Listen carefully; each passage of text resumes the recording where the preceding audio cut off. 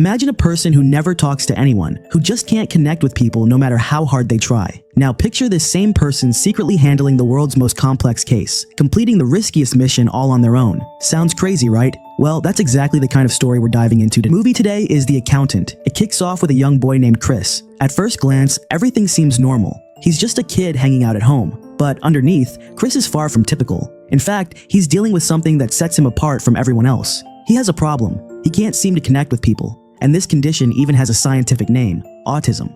Autism is a disorder that makes it tough for people to interact with others, whether it's neighbors or strangers. And even doing simple tasks can feel like a massive challenge because their minds constantly race with one question: what will people think of me? It doesn't stop there. People with autism often avoid others, and they don't show much emotion, especially when it comes to smiling. So, in this movie, we learn that Chris has autism, and his parents are understandably concerned. They want him to join the army, like so many of the men in their family. But Chris's parents are worried because they don't know how his condition will affect him in that world. So they take him to a doctor to figure it all out.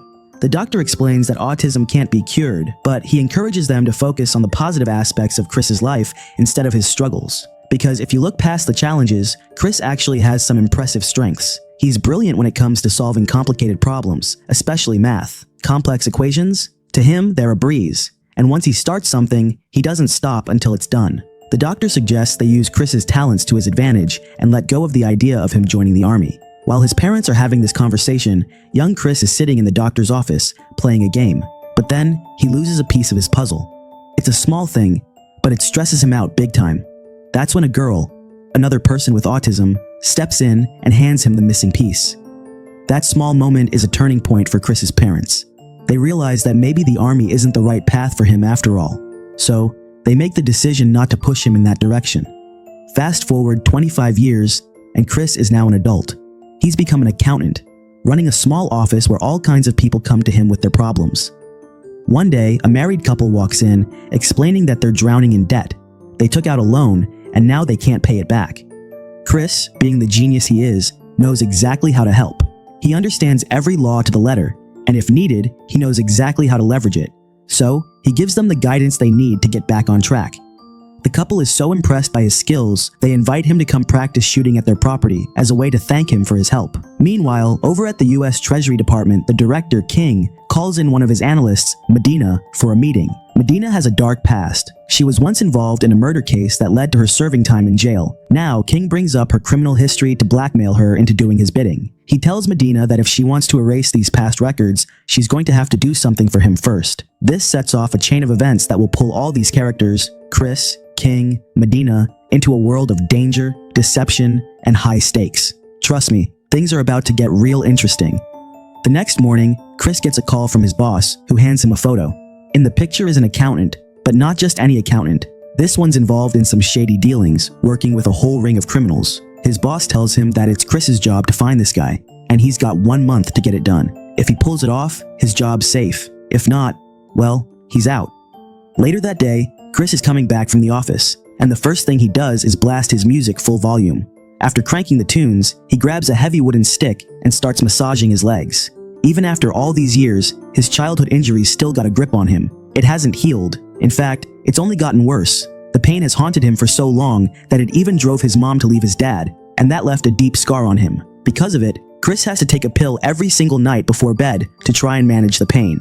The next morning, he's up early, and the first thing he does is head over to his shooting range to practice. This is the one thing that clears his head, so he does it in a client's home to keep a low profile. The client's watching in awe as Chris fires off round after round. He's stunned. How does an accountant know how to shoot like that? The whole thing makes no sense. After the shoot, Chris heads to his private warehouse. This is where we get our first real look at just how obsessed he is with guns. There's a whole arsenal of firearms neatly stored away from all over the world. Along with the weapons, he's got money locked up in various safes, different currencies from different countries. And if you take a closer look, you'll spot expensive paintings hanging on the walls. His taste in art is as sharp as his aim. Later that night, when Chris is lying in bed, his mind drifts back to his past. He remembers a time when he ended up in prison, and it was there that he met someone who taught him a lot about the world of big money. How to deal with the massive transactions. How to fight against dangerous gangs. Those lessons, well, they stuck with him. The next morning, Chris is woken up by his phone ringing. His assistant's on the other end, and she's telling him that from now on, she wants him to take on the simpler cases. Nothing too risky, no high-stakes jobs. Apparently, the last few months of working on complicated, dangerous stuff have been getting to his reputation. But Chris doesn't listen. Instead, he makes up his mind to keep handling the tough cases, the ones that no one else can solve. Later that day, he heads to a meeting with another client, a businessman who runs a robotics company. The client's got a problem. Someone in his company is stealing a significant amount of money from the profits. He wants Chris to handle the whole investigation and find out who's behind it. Chris agrees to take it on, telling the client that he'll get started first thing the next morning. Meanwhile, Medina is deep into her own investigation. She starts by cropping the photos her boss, King, gave her, then sends them to the facial recognition department for analysis. At the same time, we meet Brax, a hitman who's blackmailing a stranger. He's got a gun aimed at the guy and makes it clear, stop stealing money from other companies, or else. Brax doesn't hesitate to hit the man, slamming his fist into his face while still holding the gun steady. The man, terrified, doesn't argue. Brax is a force to be reckoned with. He's ruthless, and we can tell he doesn't have any room for weakness.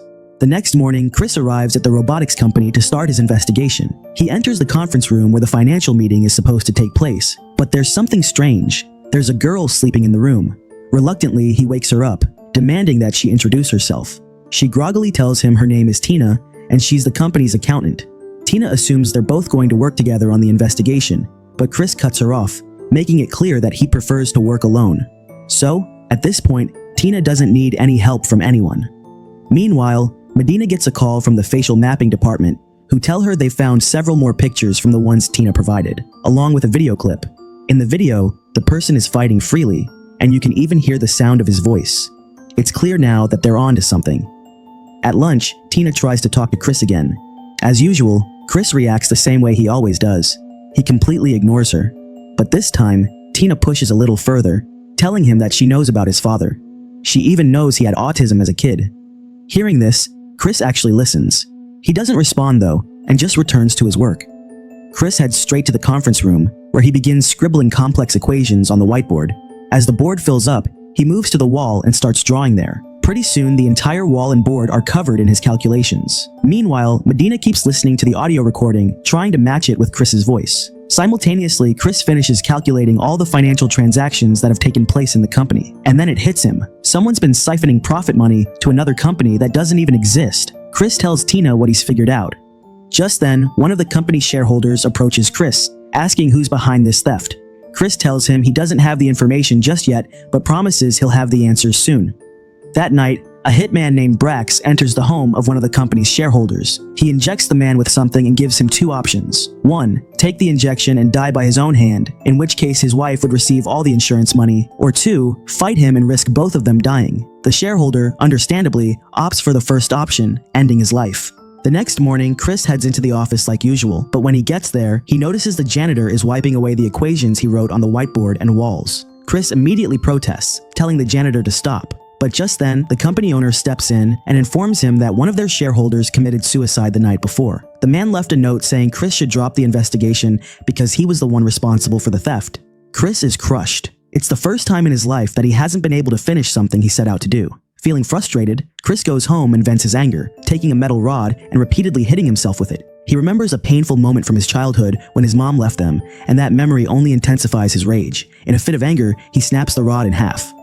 The next morning, as Chris drives off from home, a mysterious car starts following him. He heads to the same client's farm, where he begins shooting practice. But this time, something's off. He can't concentrate, his shots are off, and the past keeps creeping into his thoughts. He remembers how his dad used to train him and his younger brother in martial arts when they were kids. His dad had hired the city's best martial arts expert, wanting them to be the best of the best. Meanwhile, at the farm, the owner of the house is suddenly confronted by two hired goons. They threaten her with guns, forcing her to get Chris inside the house so they can deal with him. The elderly woman has no choice but to comply, afraid for her life. The elderly woman, now cornered, reluctantly stepped outside, following the gang's orders. But Chris was watching everything closely, and as soon as the thug showed himself, Chris wasted no time. He took him down with a single shot from his gun.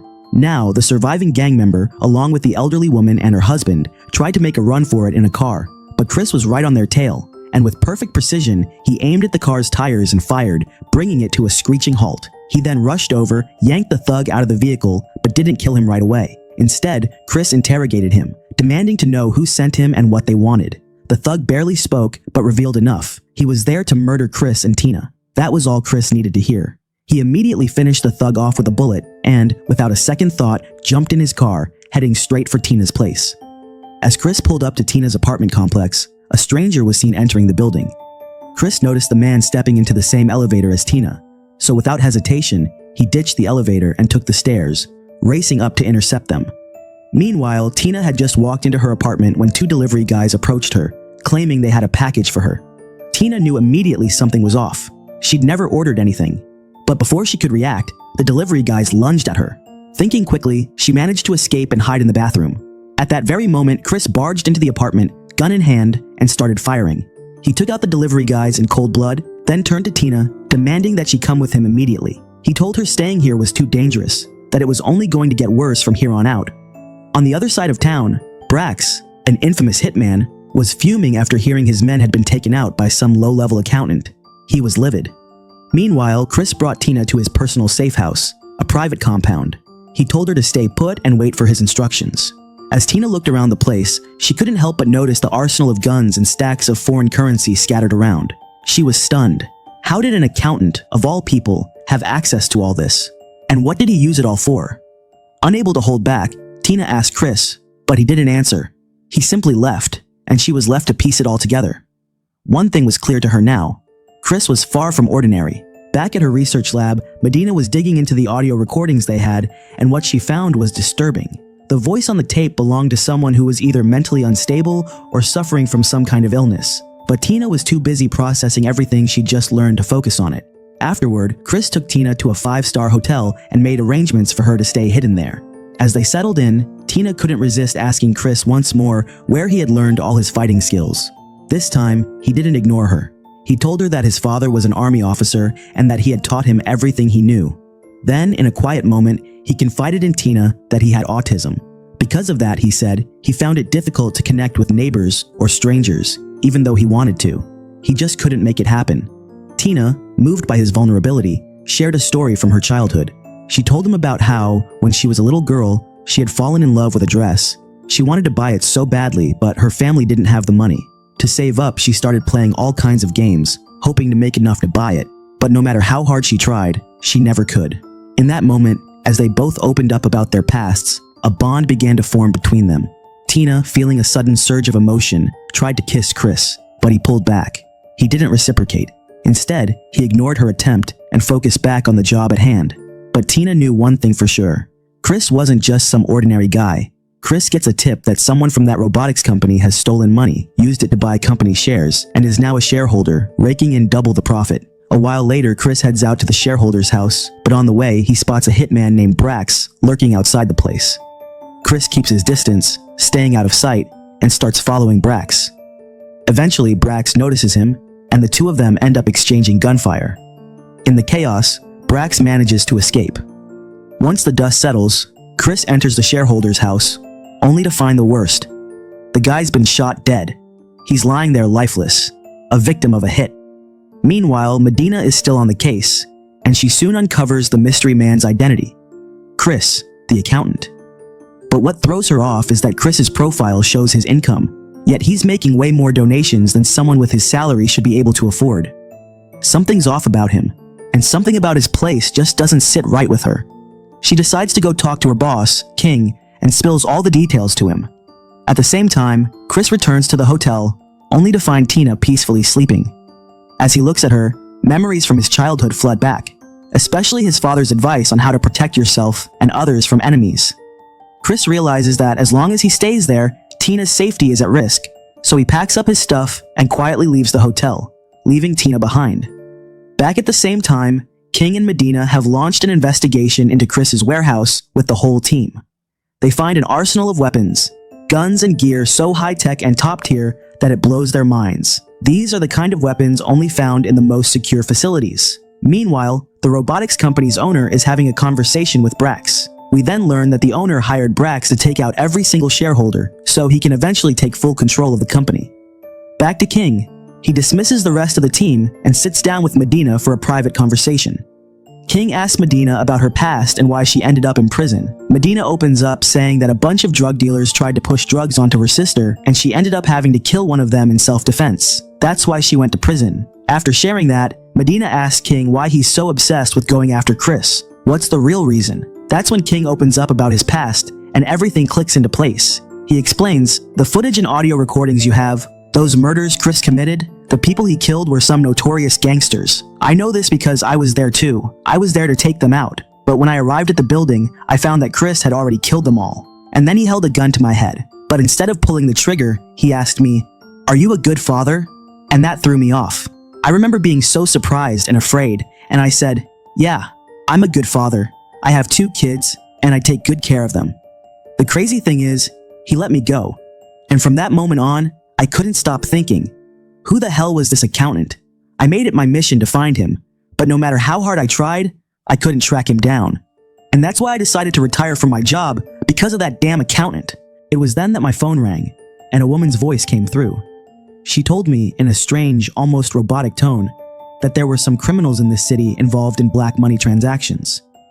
She didn't give me much detail, but she started feeding me all kinds of info. At first, I was caught off guard. I had no idea who this woman was. But then I found out that she worked for Chris, the accountant I had been hearing about, and that's when my obsession with finding Chris grew even more. Following her lead, I started investigating the criminals she mentioned, and soon learned that there was one person who could provide me with all the intel I needed. Francis. Now, Francis was a guy who had been Chris's cellmate back when he was locked up, and it was clear that he had some major connections in the underworld. So I made a move to break him out of prison, and from that point on, I gathered everything I could from him. But here's where I screwed up. I didn't realize that Francis had a past. He used to be an accountant too, and with that job came plenty of enemies. Instead of setting up proper security for him, I let him walk out into the open, unprotected. It wasn't long before those gang members caught up with him and killed him. When Chris found out, he completely lost it. After the death of his parents, Francis was the only person who had ever looked out for him. He was like a father figure to Chris, always guiding him and pointing out his mistakes. So when Chris heard that Francis was gone, he snapped. Without thinking, he broke out of prison and went on a rampage, hunting down every member of that gang and beating the hell out of them. But strangely, he never came after me. Now, all this left Medina with one big question. How did Chris even end up in prison in the first place? So King told her the whole story. Turns out, Chris had served in the army before. His dad was an army officer too. One day, Chris and his dad went to his mom's funeral. While they were there, some army officers told Chris to stay away from his mom's body since they were on duty. But Chris, being the deep thinker he is, didn't listen. That's when the fight broke out. As they brawled, things got out of hand, and some of the officers fired their guns. One of the bullets hit Chris's dad in the chest, killing him right there at the funeral. And that's how Chris ended up behind bars. Medina, still processing everything, asked why King was telling her all of this. Why had he hired her for the job in the first place? King explained that it wasn't just about learning about Chris. He was more interested in finding out who that mysterious woman was, the one who had been calling him. And that's exactly why he brought Medina into the fold. He went on to tell her that he was about to retire from his job and wanted her to take over dealing with those calls and finishing up the remaining missions. Right then, as if on cue, another call came through on the phone. Medina picked it up. This time, the woman on the other end was talking about issues with a robotics company. Meanwhile, Chris, working undercover, had made his way to the owner's mansion. He discovered that the mastermind behind everything was none other than the owner of that robotics company. But there was a problem. Brax, a hitman, was already on the premises. Brax's men immediately started attacking Chris, but Chris wasn't just any regular shooter. He fought back like a pro, taking down every last one of Brax's men with ease. He was badly injured, but he didn't back down. He pressed on, shooting his way through the building and making his way toward the main room. When Brax watched the CCTV footage, he froze. He couldn't believe his eyes. The guy who was taking out his men wasn't just any random soldier. It was his brother, the one he thought had died 10 years ago. Brax immediately ordered his men to stop and, in a stunned silence, he walked to meet Chris face to face. But now he finally lets all that anger out. After all, he hasn't seen his brother in 10 years, and he's been holding onto the grudge for a long time, even blaming his brother for their father's death. Chris gets it though. His brother's anger is understandable. So, even when Brax punches him, Chris just takes it in stride, quietly accepting it. Over time, the two of them start to let go of the past, forgiving each other and reconnecting. But just as they're starting to rebuild their bond, the company owner shows up, ordering Brax to kill Chris right then and there. He's been paid for it. Hearing this, Chris snaps. He pulls out his gun and shoots the company owner dead. After that, Chris tries to explain to his brother why he's been distant for the past decade. He tells him it wasn't because he didn't care, it was because he had too many enemies chasing him. If he'd been around, things would have gotten a lot worse. Then Chris tells his brother that he's planning to leave. But his brother asks if they'll ever see each other again, and what he'd need to do for that to happen. Chris reassures him that once his mission is complete, he'll come back and they'll reconnect, so there's no need to worry. Meanwhile, another family with a child struggling with autism heads to the same doctor. It turns out the doctor's daughter, Justine, is also dealing with the same condition, and we realize she's the same Justine we saw earlier in the movie, the one who helped little Chris find part of his rib. The doctor explains to the family that Justine is also on the spectrum, but she hasn't let it stop her. In fact, she's become a brilliant computer expert, working with FBI agents and accountants. This is where we get our first clue that Justine is the one who's been helping King and feeding Chris all the information. She's the one pulling the strings behind the scenes. On the other side, Tina's at home when a delivery boy shows up with a package. This isn't some fake delivery, it's the real deal. When Tina opens it, she finds a beautiful painting inside, something she'd seen in Chris's room earlier. It's clear, Chris sent her this as a gift. A smile spreads across Tina's face as she holds it in her hands. And that's where the movie ends, leaving us with a sense of hope and closure. So, let me know in the comments what you thought of the video. If you liked it, please don't forget to give it a thumbs up. And if you haven't subscribed to our channel yet, please do so now. We'll catch you in another video, another day. Take care.